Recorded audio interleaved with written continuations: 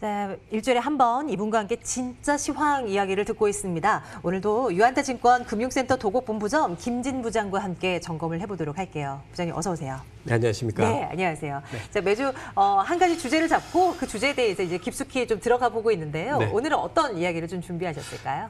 오늘 아침부터 갑자기 시장이 급속도로 바뀌기 시작은 했는데요. 네. 그래도 지난주까지는 일종의 이제 우리나라 시장에서는 개별 종목 장세라고 이야기를 많이 했는데 제가 그 부분이 어떤 의미를 갖고 있는지를 다시 한번 좀 짚어보려고 준비를 했고요. 아, 네네. 네, 또 시장이 바뀌고 있는 상황이니까 만큼 제가 원고에는 없더라도 제가 준비를 하지 않았더라도 시장 참여자로서 항상 가지고 있는 생각 그대로를 좀 말씀을 좀 드려볼까 합니다. 저희가 뭐 언제 원고대로 갔던 방송인가요? 네네. 현재 시장에 맞게 또 분석을 좀 해드려봐야죠. 예. 말씀해 주신 대로 어제와 오늘은 사뭇 분위기가 다릅니다. 어제까지만 하더라도 이슈가 있고 기대가 쏠리는 그런 개별주들의 장세가 분명히 나타나는데요. 오늘은 이들의 급락세가 나타나고 그동안 못 올랐었던 그리고 종목이 좀 크기가 큰 그런 종목들 쪽으로 매기가 확 쏠리는 그런 현상이 나타나요. 어떤 것부터 짚어볼까요? 일단 지금 현상만 잠깐 좀 짚고 네, 넘어가 좋아요. 보면요. 네. 제가 이제 방송에 나오면서 말씀을 드렸던 부분 중에 하나가 사실상의 치료제가 개발이 되거나 백신이 개발이 되면 네. 이건 게임 체인저가 될 수 있다라는 부분을 말씀을 드렸던 적이 있고요.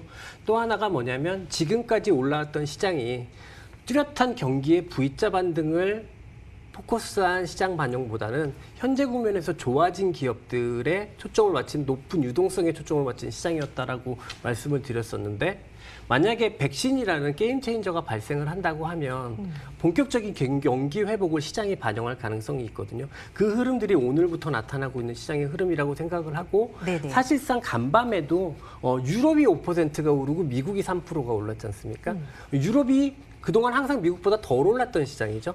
근데 유럽이 5%가 올랐던 게 그런 상징적인 의미가 있었던 것 같기는 해요.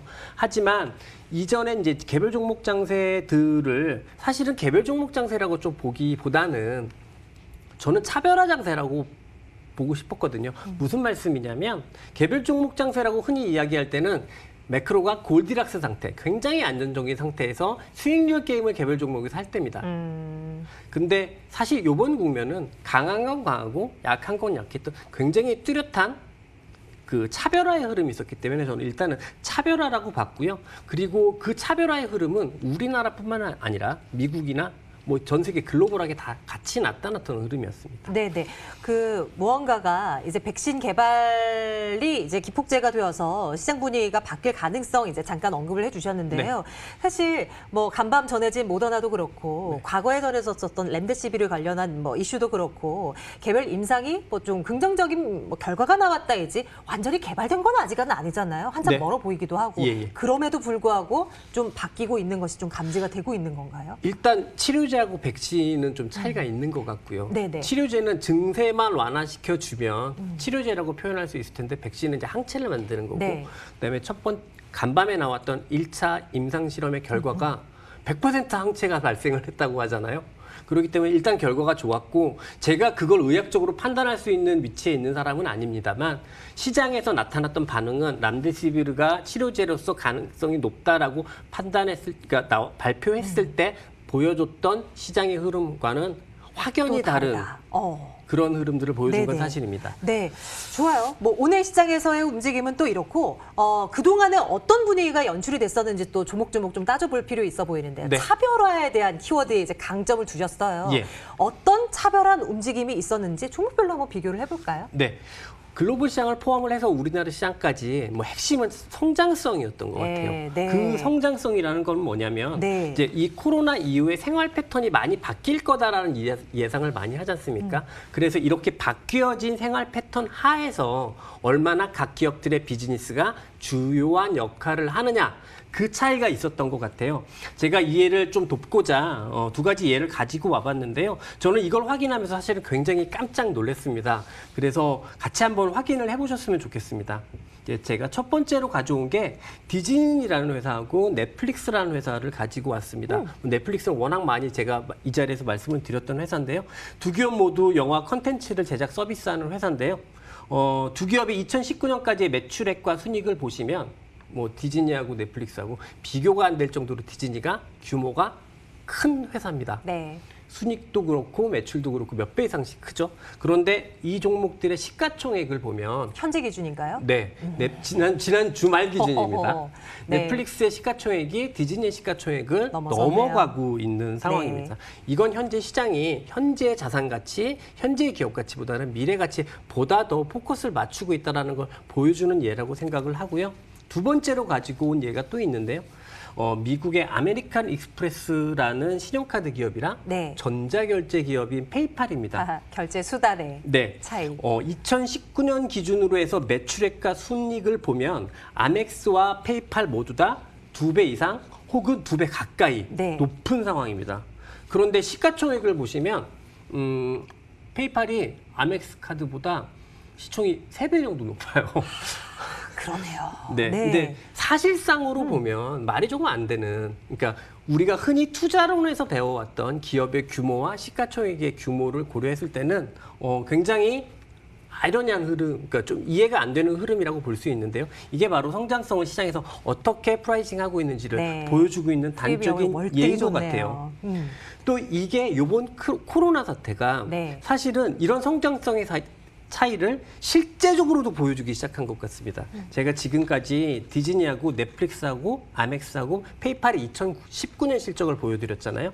이제부터 요 네 기업의 2020년 예상 실적을 한번 보여드리려고 합니다. 그게 궁금하네요.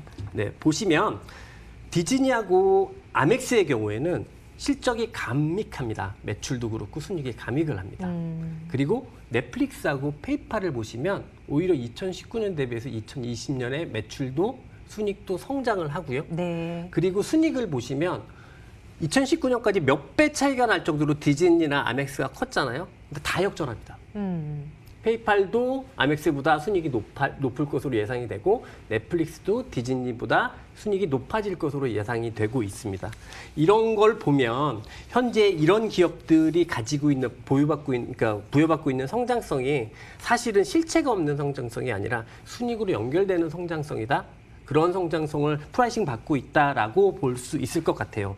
그러면 사실은 코로나 자체로만 보면은 우리한테 너무나 큰 고통을 주고 있는 상황이지만 증시의 입장에서 보면 이번 코로나는 어찌 보면 4차 산업혁명으로의 가속화를 더 촉진시키는 매기가 아닐까라고 생각을 할 수 있을 것 같고요. 우리나라에서도 보면은 한국판 뉴딜 이런 것들이 사실은 예전과 같은 재정 정책이 아니라 데이터 인프라를 확충하겠다는 데 포커스가 맞춰 있는 것도 또 하나의 그런 예가 되지 않을까라고 생각을 합니다. 지난주에 문득 생각나는 것이 이제 어느 정도의 반등을 시도하고 있는 현재 분위기가 그냥 표현을 하자면 버블이라는 표현을 쓸 수 있다라고도 네네. 말씀을 주셨잖아요. 예. 근데 그동안 이제 앞서서도 살펴본 표와 마찬가지로 코로나19로 인해서 변화되는 우리의 생활, 네. 라이프 이 스타일이나 그리고 4차 산업혁명이 앞으로도 급속도로 진행될 것이라는 걸 생각하면 성장성을 담보된 버블이다. 이렇게 네네. 볼 수가 있는 거겠죠. 그렇죠. 그래서 제가 지난주에 너무 재밌는 헤드라인 기사를 봤는데요. 이거를 제가 캡처를 해서 네. 가지고 와봤습니다. 근데 제목이 뭐였냐면 워렌 버핏 시대가 끝났다라는 네. 그런 제목의 이제 기사였어요. 무슨 내용의 기사였어요? 그런데 이런 기사가 네. 제가 신입사원 때 20년 전에 똑같이 제가 한번 읽었던 적이 있습니다. 그때 IT 버블 때도 워렌 버핏의 수익률이 나빠서 워렌 버핏의 시대가 끝났구나 이런 이야기가 있었던 적이 있거든요. 2000년의 경우에는 사실은 IT 버블이 붕괴됐기 때문에 네. 워렌 버핏의 승리로 끝났죠.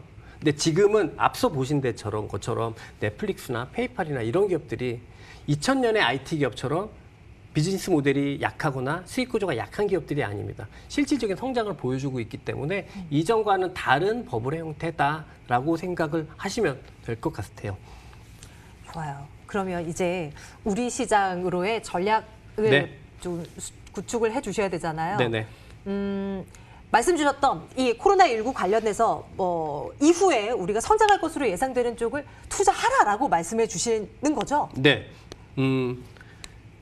제가 정리해온 거하고 네. 다르게 말씀을 드려야 될 것 같아요. 앞서 이제 제가 서두에 지금 게임 체인저가 발생을 했다. 그렇기 때문에 다른 흐름들이 예상할 수 있다. 지금의 차별화 국면은 사실 매크로에서 떨어뜨려서 이야기할 수는 없습니다. 왜냐하면 매크로가 불안한 상황이고 매크로가 어떻게 바뀔지에 따라서 이 종목들의 차별화는 나타났던 상황이고 지금 차별화에 좋은 종목은 지금 좋은 종목군도 있고 앞으로 좋아질 걸 기대한 종목군도 있습니다. 네. 지금 좋아진 종목군은 아무리 생각해도 타임 호라이즌이 조금 짧을 수 있을 거라는 생각을 하고요.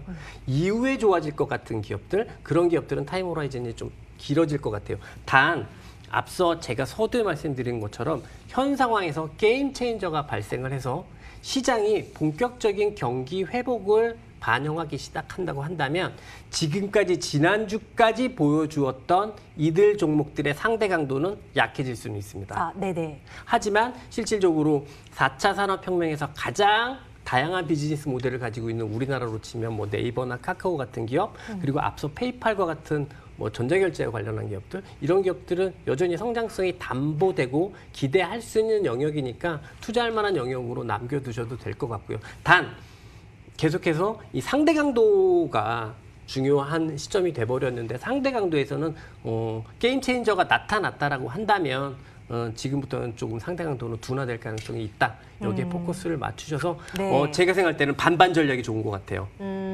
경기 민감 시클리컬한 주식들, 우리나라로 네네. 치면 반도체나 은행이 가장 대표적일 겁니다. 여기 반, 그리고 그다음에 이론 주식들 절반. 그래서 바벨로 반반 전략 네네. 괜찮을 것 같습니다. 투트랙으로 우리는 이제 머리를 조금 더 굴려야 할 시기가 온 것 같습니다. 오늘 진짜 시황 이야기 유한자증권 금융센터 도곡본부장 김진 부장과 함께했습니다. 부장님 고맙습니다. 감사합니다. 네, 이제 출발 마켓도 마칠 시간인데요. 여전해요. 코스닥 지수는 상승 탄력도 다 반납해서 마이너스로 지금 소폭 돌아선 상황이고요.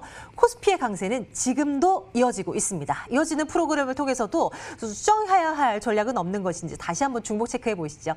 저희는 여기서 인사드리겠습니다. 고맙습니다.